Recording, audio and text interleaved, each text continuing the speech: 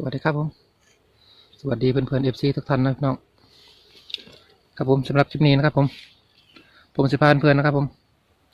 มาวางเหยื่อรอสัตว์นะพี่น้องคือว่า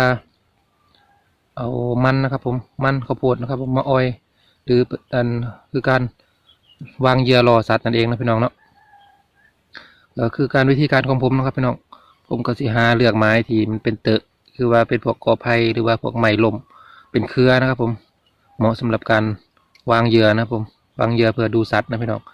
เขาอาจจะเบิ่งกันเขาคนไปกินคือชื่นชอบในการส่องสัตว์นะพี่น้องเขาก็สามารถเห็นแบบนี้ก็ได้เพื่ออยากรู้ว่าบริเวณนั้นมันมีสัตว์อย่างแน่นะพี่น้องนะครับผมจะพาเพื่อนๆนะครับผมมาออยหรือว่าวางเหยื่อรอสัตว์กันเลยครับผมไปครับครับผมสำหรับเหยื่อที่ผมจะเอามารอมื้อนี้นะพี่น้องก็จะเป็นนะครับผมมันนะครับผมมันสำปะหลังนะครับผมคือเขาไปเลาะลกน้ำค้างให้ค้างสวนก็ได้นะพี่น้องนี่ครับแล้วก็ข้าวโพดนะครับผมสำหรับมันนะพี่น้องสัตว์ที่เขาชื่นชอบมันนะพี่น้องก็จะเป็นพวกกระรอกกระแตนะครับผมแล้วก็กระเล่นนะพี่น้องกระเล่นตัวน้อยๆนะครับพี่น้องกับข้าวโพดนะครับผมเขาสิมักขนาดนะครับพวกนี้ถ้าเป็นพวกกล้วยนี่ส่วนมากจะเป็นนกนะครับผมถ้าเขาเอากล้วยมาอ้อยนะเป็นนกนะครับผมนกแล้วก็กระจอนนะพี่น้องมันจะเขาไว้ตัวนั้นนะเขาก้อนโมเพราะว่ามันหอมนะครับผมนะครับผมไปเบิ่งวิธีการอ้อยสำหรับสูตรของที่ผมใส่นะครับพี่น้องเนาะแต่เดี๋ยวนี้ก็บ่ค่อยได้ใส่หรอกครับผมหากินยากนะครับผมวันนี้นะครับผมก็สิมาแนะนำซื้อนะพี่น้องเนาะบ่ได้มาลานะครับผมวันนี้คือการวิธีการแนะนำนะครับผมใครเพื่อนๆอยากเห็นสัตว์นะครับผมที่อยู่ตามป่าหรือว่าตามขังให้ขังสวนนะครับผมก็สามารถเฮ็ดสูตรนี้ได้หรือว่าเขาจะเอาไปลาก็สามารถเฮ็ดสูตรดีได้นะพี่น้อง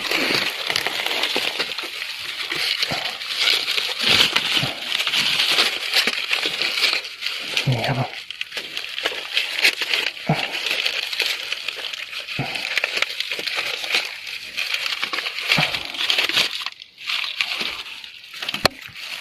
อ้อยเป็นลักษณะนี้นะพี่น้องมันนะครับผมมันเขาก็วางไว้แบบนี้ก็ได้นะครับผม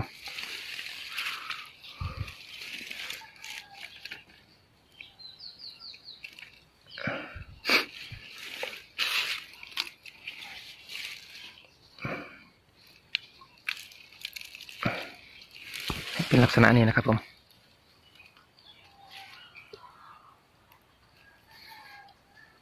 เกิดประมาณสัก30,000นะพี่น้องเนาะประมาณสัก30,000แล้วค่อยมาเบิ้งไม้นะพี่น้องว่ามันมีห้อยกินบ่ถ้ามันมีห้อยกินนะครับผมสิพามาตั้งกล่องเบิ้งนะครับผมตั้งกล่องซองสัตว์นะพี่น้องว่ามีสัตว์อย่างแน่นะครับผมที่เขาไม่กินกระรอกหรือว่ากระแตหรือว่ากระจอนนะครับผมที่เขาไม่กินนะครับผมเป็นมันนะครับผมมันข้าวโพดนะครับผมข้าวโพดนี่ผมก็เอามาจากสวนนะพี่น้องมันนี่ก็เอามาจากขางให้ครับผมหายากมันก็ได้ก็เลยได้หัวหน่อยๆก็วิธีการนะครับผมเราต้องหูก่อนนะครับว่า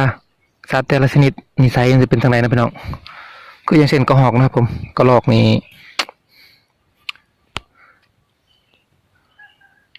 เขาสิบ่ค่อยเห็นคนนะพี่น้อง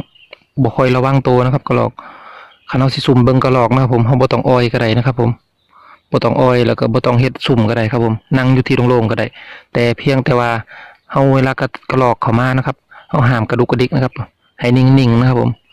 ห้ามดุกดิกให้นิ่งกระรอกเขาก็สิย่างผ่านไปซื่อๆนะครับผม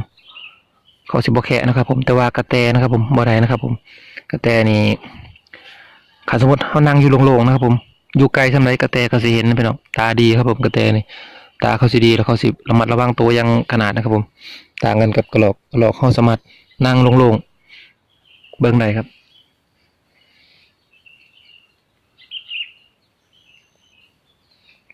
นะครับผมสิพยายามไปเบิ่งทำเล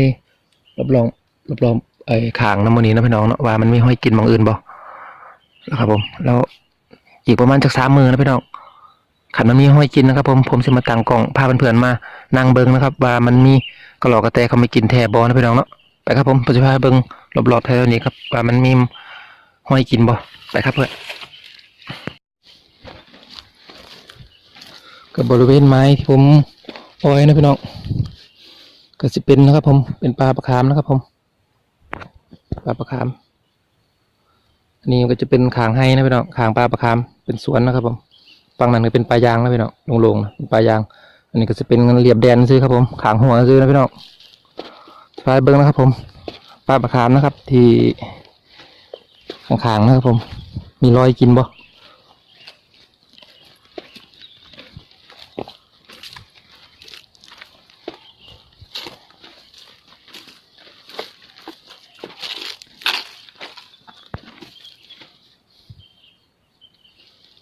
มีอยู่นะพี่น้องเนาะรอยไม่กินคาตนนะพี่น้องรอยกัดกินนะครับผมรอยกัดรอยทำลายนะครับผมมันก็มีข้อดีข้อเสียนะครับกระรอกกระแตนะขันมันอยู่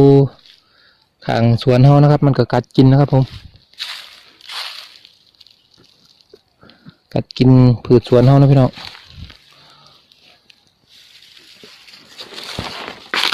เหลือแต่เปลือกนะครับผมหลอนแกกๆนะครับผมนี่นะครับหอยเกานะครับผมเขาจะกินนะครับเห็นไหมครับมะขามบานนะครับผมเปลือกที่เขากินนะครับนี่นะครับเปลือกกินทั้งต้นก็เต็มเลยพี่น้องกัดกินข้าต้นก็เต็มเลยนะครับกินเจาะกินเนื้อกินในเบิดนะครับพี่น้อง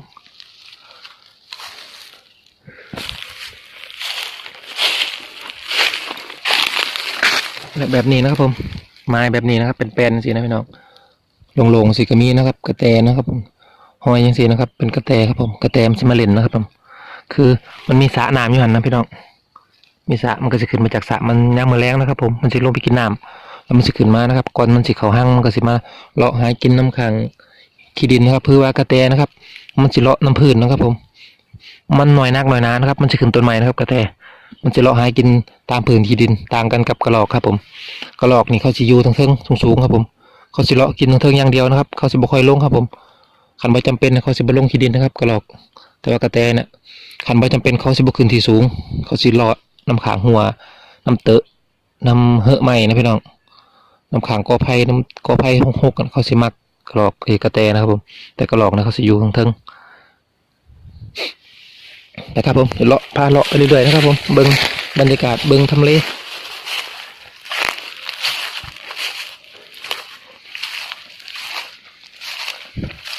เมื่อนี้บ่ได้พาเพื่อนไปปลานะพี่น้องเนาะเพื่อนเมื่อนี้ผมกับพาเพื่อนนี่เลาะน้ำค้างสวนไปสักก่อนครับช่วงนี้ก็บ่ค่อยได้เฮ็ดคลิปที่ปานใดนะพี่น้องต้องขอโทษนะครับเพราะว่าเขาก็หากินยากได้แล้วครับมันเริ่มแรงเริ่มนี้แล้วนี่นะครับกอไผ่ที่ผมอ้อยเหยื่อไปฝั่งนั้นนะผมที่ผมวางเหยื่ออ้อยไปฝั่งทั้งนั้นฝั่งตรงข้ามกัน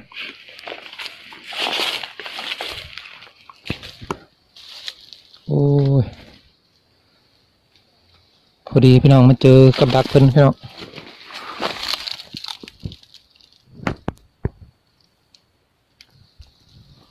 โอ้คนวางกับดักไปแล้วนะพี่น้องเนาะ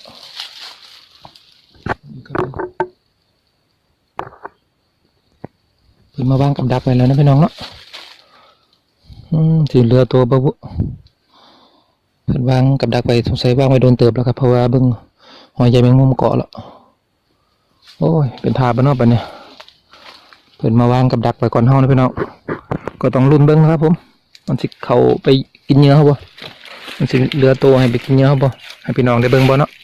ไปครับผมสำหรับคลิปนี้ผมก็ต้องขอตัวลาไปก่อนนะพี่น้องเนาะแล้วคลิปหน้าประมาณ3 มื้อเราค่อยมาพอกันไหมครับผมเพราะว่าประมาณ3 มื้อแล้วผมสิพาเพื่อนมาเบิ่งนะครับว่ามันมีหอยกินบ่นะครับหรือว่าขันมันบ่มีหอยกินนะครับแสดงว่ามันอาจสิถือกับดักเพิ่นไปแล้วนะครับเนาะเพราะว่าเพิ่นวางกับดักไว้หลายอยู่ครับครับผมก็หลังจากที่เราไปอ้อยแล้วครับแล้วก็พาเพื่อนๆเลาะเบิ่งไม้เลาะเบิ่งบรรยากาศนะพี่น้องเนาะ ก็มีห้อยเขาออยนะพี่น้องมีห้อยเขาใส่กับนะพี่น้องห้อยเขาใส่กับไว้แล้วแต่ว่าบ่รู้ว่ามันสิเรือโตบ่นะพี่น้องก็ตามไม้ที่เฮากะว่าสิมีโตนะแต่ว่ามันมีห้อยเขาใส่ไปแล้วนะพี่น้องครับผมสำหรับคลิปนี้กับผมก็ต้องขอตัวลาไปก่อนนะพี่น้องเนาะอีกประมาณจาก3 มื้อเรามาพอกันใหม่นะครับผมประมาณจาก3 มื้อเรามาพอกันใหม่อยู่หม่องเก่านี่พี่น้องเนาะว่ามันมีสัตว์มากินเหยื่อที่เฮาออยไว้บ่ครับถ้ามันมีนะครับผมก็สิตั้งกล้องผ่านเพื่อนนั่งเบิ่งนะครับผมว่ามันมีกระรอกหรือว่ากระแตหรือว่าสัตว์อื่นที่เขามากินเหยื่อที่เฮาออยไว้บ่ไปครับผมสำหรับคลิปนี้ต้องขอบคุณนะครับผมเพื่อนๆที่เขามารับชมคลิปของผมนะครับวิถีไทยเลยนะครับผมก็ทำคลิปเกี่ยวกับทำมาหากินตามวิถีอีสานนะครับผมทุกอย่างนะครับผมก็หาดูในคลิปนี้ได้นะพี่น้องเนาะสำหรับคลิปนี้ขอตัวกันครับผมสวัสดีครับไปครับ